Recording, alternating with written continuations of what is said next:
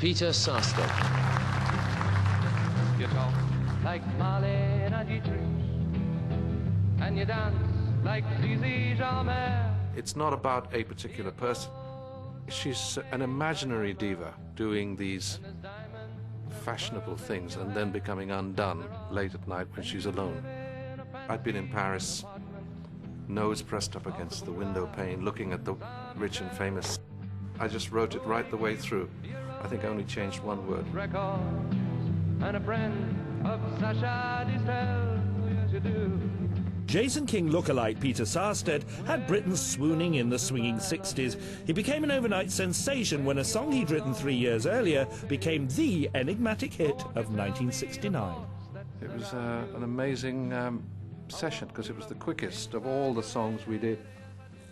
We were here for about 3 weeks, I think, recording. And Where Do You Go To was a kind of afterthought. It was as if, go on then, you know, that old folky one. We did it in one take. Where do you go to, my lovely? Afterthought it may have been, but Where Do You Go To was a hit worldwide. And that sounds like a right laugh. Miming it in Ireland, miming it in France, miming it in Holland, which is a nightmare, actually. It's very difficult to mime. Ha ha ha. Ha ha ha. Ha ha ha. Ha ha. Back in 1969, Peter had a lot to chuckle about.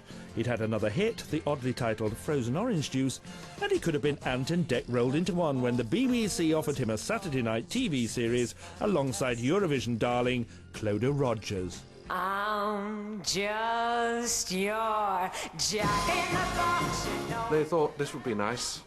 He's dark, she's blonde. He's weird, she's not. So if I'd have said yes, I could have just carried on on the path to fame. But fame held no appeal for roving minstrel Pete, and he walked away from the offer.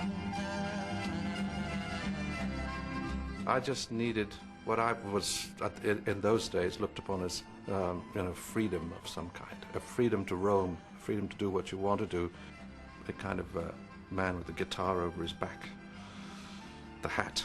That was the problem, trying to graft onto pop star onto this vagabond type of guy. But they don't realize where you came from, and I wonder if they really care or give a damn. Dame Fame is fickle. Having turned his back on stardom, stardom turned its back on Peter Sarstedt.